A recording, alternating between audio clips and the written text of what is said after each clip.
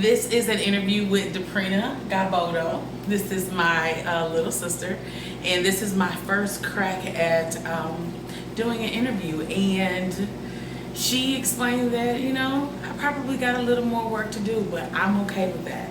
And if you're going to be great at anything, you got to start somewhere, right? So let's just get right into it. Prina, I just have a few questions to ask you since I've been here visiting you in New York since July 15th. I've been here, and I leave tomorrow, which is August the 10th, and it has definitely been an eventful time. Yeah. What'd you say? Definitely eventful for me. How was your overall visit with your big sister in the midst of everything that's going on in the world? You know, COVID, lockdown, you still having to work. It was an okay experience.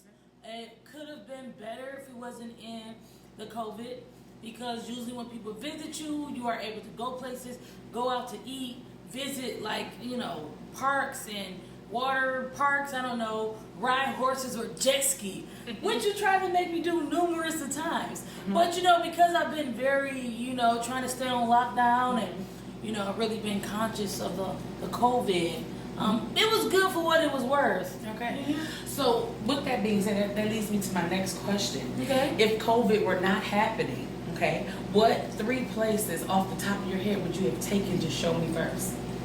Well, because you've been to New York already, it probably wouldn't have been too many places to take you. Okay. But I know you like to spend money, so I definitely would have took you to an outlet mall out on Long Island. We definitely would have went to one of those places. Okay. Second, we probably would have went to the huge chicken tender place in Brooklyn that sells really good food, because I love food, y'all. Okay. And third, I probably would have took you to the airport so that you can go home. So I love her. Oh, I swear to God. No, I definitely probably would have always just took you to where me and Khris like to hang out, which is Bryant Park. Okay. Because that's just my spot. It's even better in the summer. They have like violin and Scrabble games out there in the park, y'all. And you can sit there and people watch for hours, and that's what I love to do. Okay.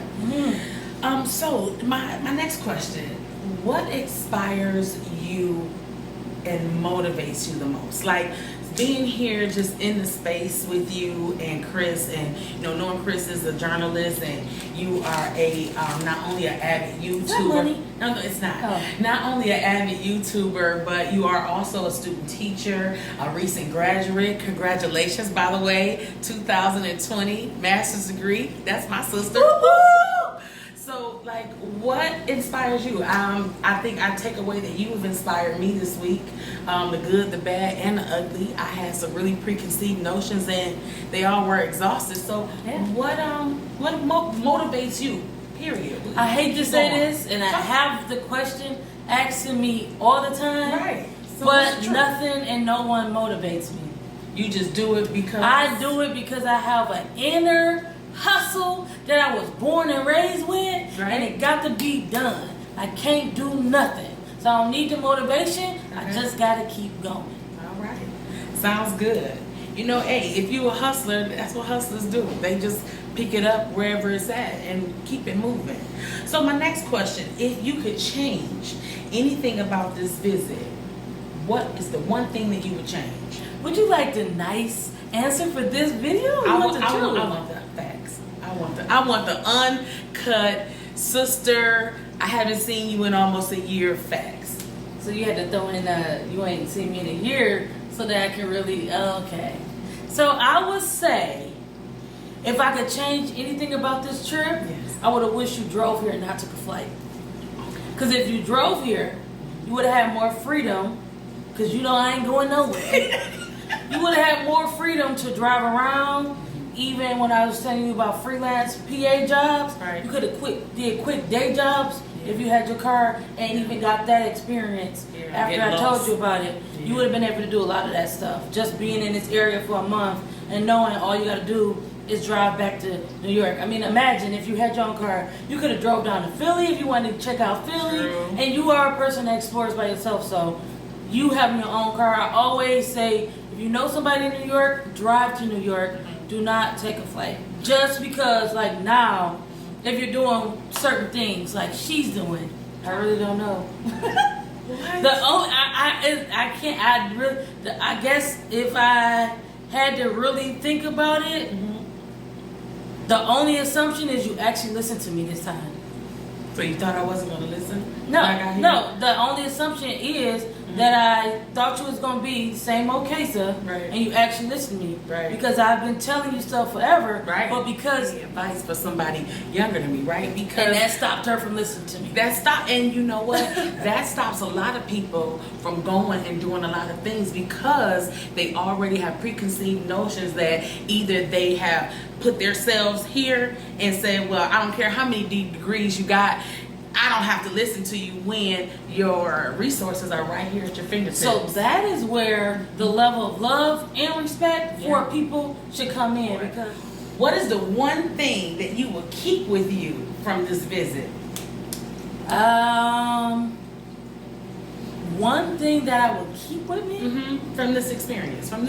What's one thing, me being here and we all cohabitating and power going out, different stuff happening, what's one thing that you would keep with you, moving forward? Like, I could take away that.